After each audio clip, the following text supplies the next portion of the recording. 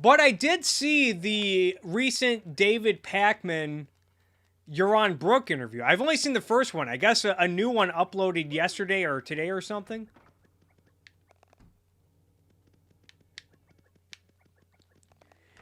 And there was one part that kind of bothered me is when Euron Brook was talking about integrity and how important integrity is.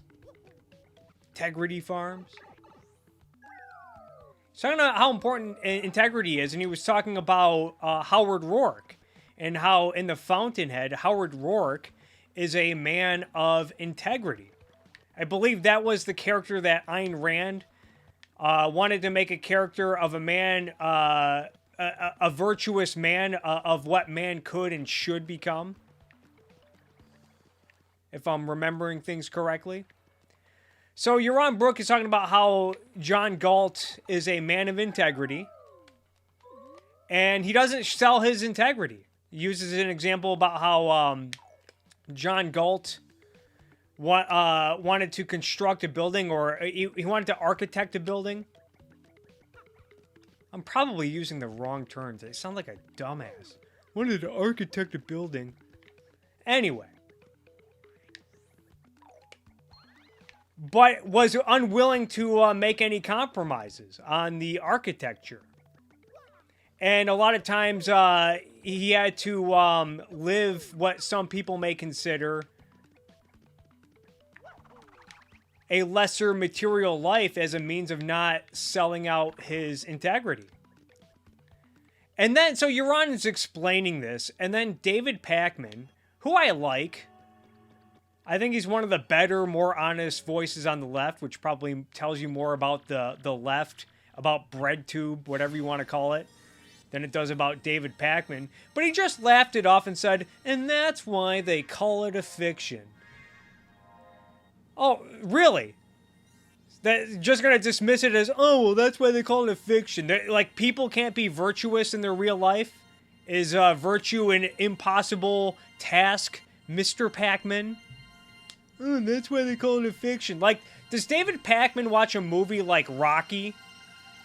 A movie about a guy who overcomes obstacles, who has this impossible feat of going up against the world champion.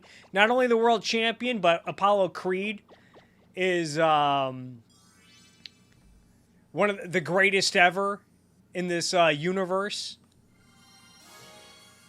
Does David Pakman watch this movie and says, oh, wow, this is a pretty neat story, but let's be real. No one can really overcome obstacles. No one's ever... no underdog has ever overcome the odds to beat the champion, to beat the best, to be the best. No, that's just ridiculous. Now, of course, another interesting fact about Rocky was that Sylvester Stallone was, when selling that script, when pitching that script to producers, Stallone was unwilling to sell his integrity because Stallone wrote that movie. If I'm getting the details correct, I'm pretty sure this happened with Rocky because I've heard it and read about it. Stallone wrote that movie with himself in mind as starring as Rocky Balboa.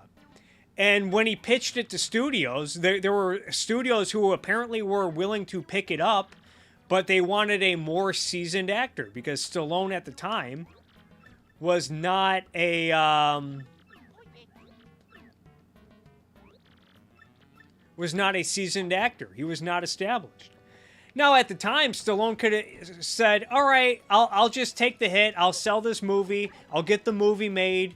And then once it's made, that will get me my credits I need to make another movie, to get my foot into acting. But Stallone said, no, I wrote this movie for me, and I'm going to play Rocky Balboa. And either we're going to make it with me as Rocky, or it's not going to get made.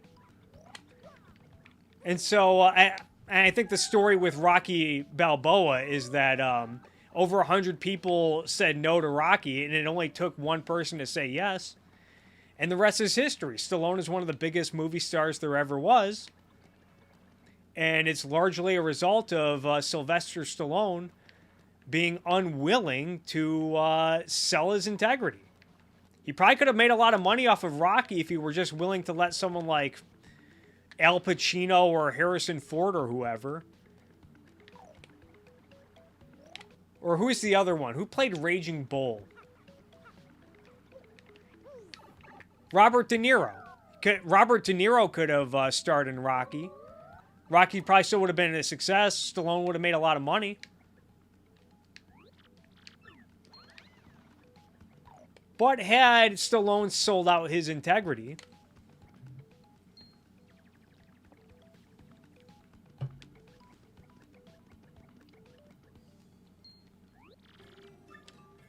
he never would be the movie star he is today. But it goes back to what I said, like, does David Pakman, does he watch a movie like Rocky and just dismiss it like, oh, this is just fiction?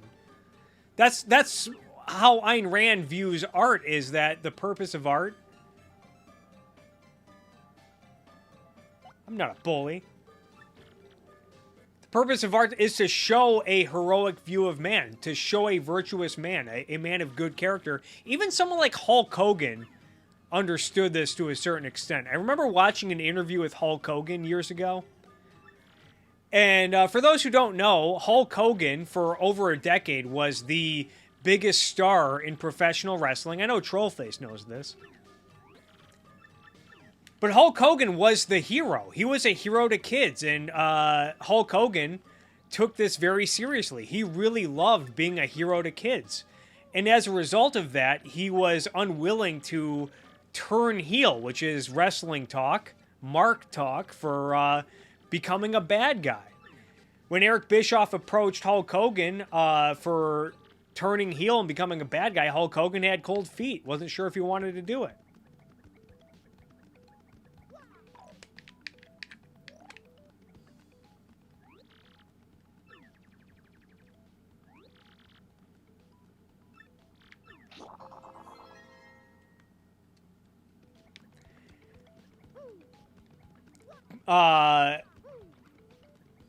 But then eventually Hulk Hogan changed his mind and he became a bad guy. But I remember Hulk Hogan explaining, he's like, I actually like being a bad guy because I got to show a villain to kids. You know, when I was Hulk Hogan, when I was the American superhero, you know, I was unbeatable, and he was. I was always the champion. No one could beat me, and the only way people could beat me was by cheating, by outside interference. I was always the champion, and it was always a result of Hulk Hogan training hard and eating his vitamins and saying his prayers. But when Hulk Hogan, when he became Hollywood Hogan, who was the bad guy version of Hulk Hogan, when he became a bad guy, then Hulk Hogan couldn't win. I mean, he was sometimes the champion, but he could not hold on to that belt to save his life. And if he ever won, he barely won, and he needed outside interference. He needed the NWO at ringside to help him out. He needed to use weapons.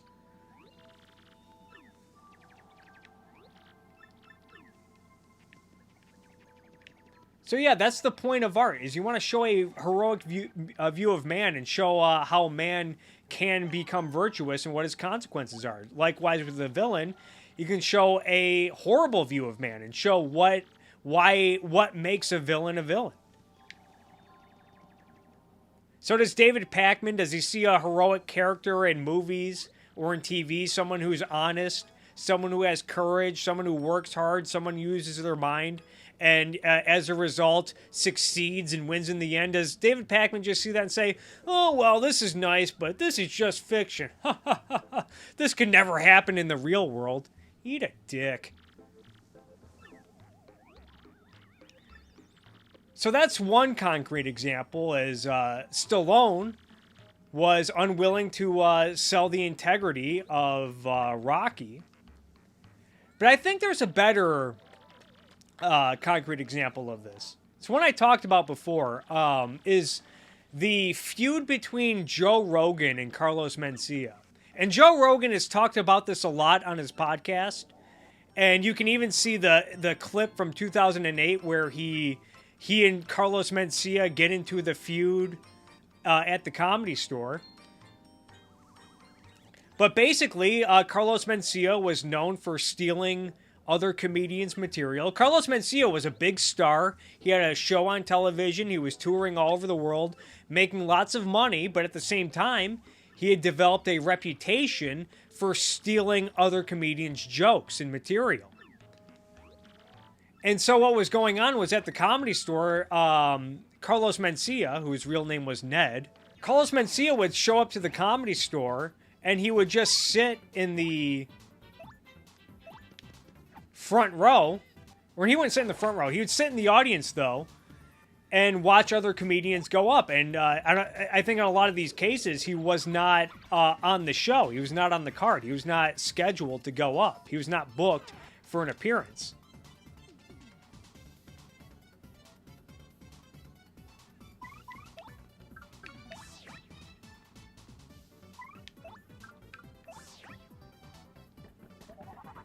And so when he would show up, other comedians would just decide, the comedians that were performing, if they got wind, if they heard that Carlos Mencia was in the crowd, they would either cut their set short or they would just try out material that they knew was safe that was like already on TV, or they would just purposely sabotage their own set for the night because they did not want Carlos Mencia to steal their material.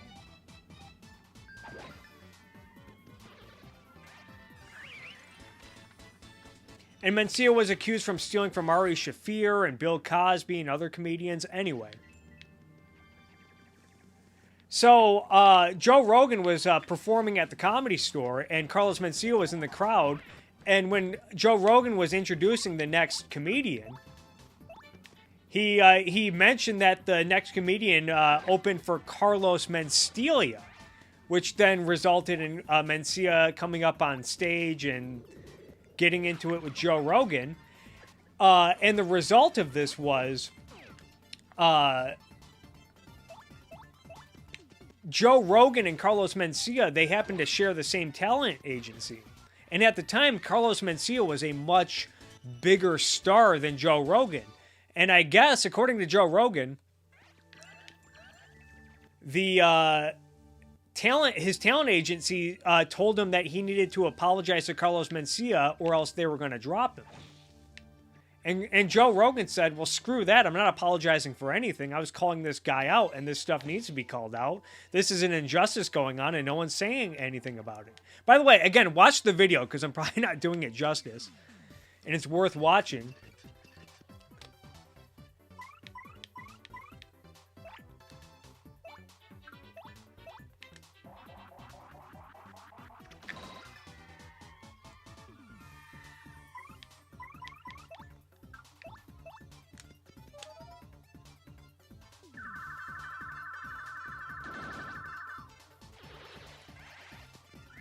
So Joe Rogan said, I'm not apologizing. And then his talent agency ended up cutting ties with Joe Rogan.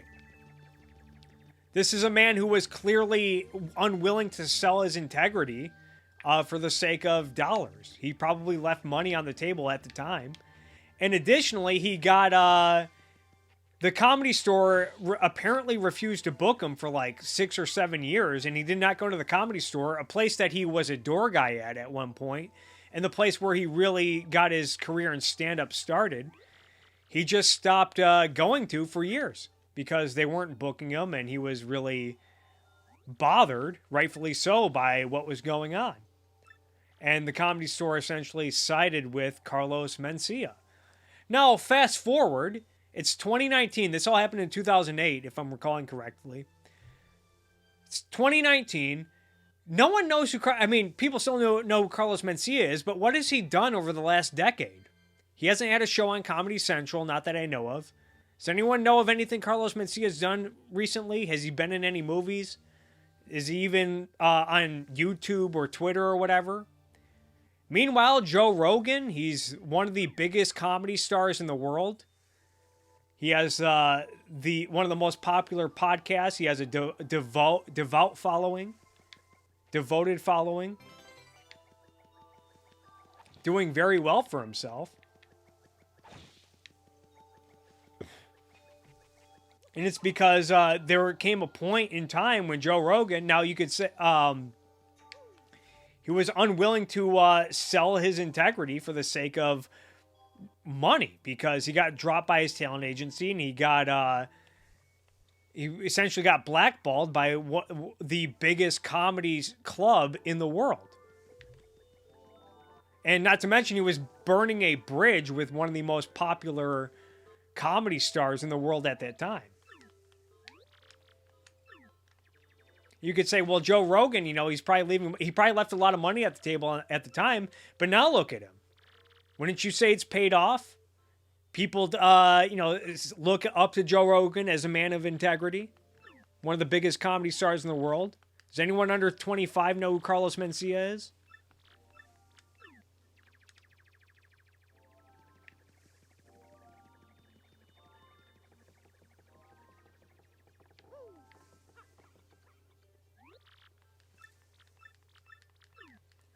Now, David Pakman tried to make this an issue about lifeboat morality, like, oh, well, because I think this eventually was a pivot from the topic of, is it okay to ever say, you know, take a job that you're unqualified for?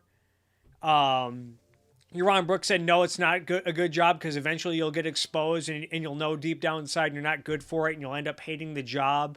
And you might end up getting fired or having to quit, which wouldn't look good on a resume and all that stuff. But then David Pakman, says stuff like, "Oh, but what if you're starving? Like, what if you really need the job? What if your family's going hungry?" Like, that's how he thinks about things in terms of lifeboat morality and in terms of extreme circumstances. Like, yeah, maybe if you're starving and you're a week away from eviction and you really need a job, maybe it's understandable. Maybe then you don't really have. Maybe it's okay to bend the truth on your resume to get the job you need, and as long as you can at least maybe get through the job, figure it out in time. You can eventually figure it out, or work the job in the meantime. But I mean, how many people are in that position to where they need to lie on a resume or accept a job that they're unqualified for? How often does this happen?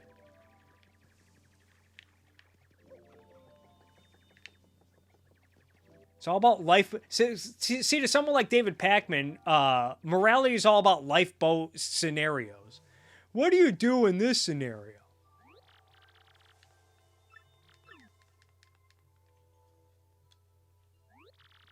What do you do if you're starving and you have a job opportunity, but you're not qualified for it, or you're not supposed to lie? Honesty is a virtue. You're not supposed to lie, but you really need a job because you're a week away from eviction. It requires 5 years experience. You only have 2 years experience, so then you write 6 years experience. You can get the job as a result.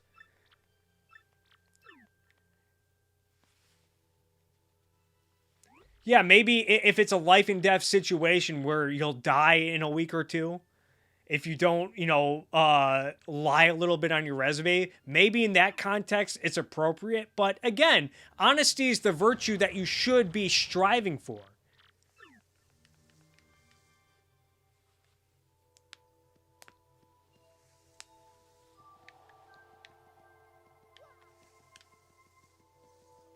And that's the whole purpose of art and fiction, is to show heroic men of virtue living up to their virtues and showing the consequences of those virtues to inspire people to be better people. But whatever, it's just fiction. Who cares? Who cares about virtue? You read about someone who has honesty and courage in a book and succeeds as a result. It's just fiction. That never happens in the real world.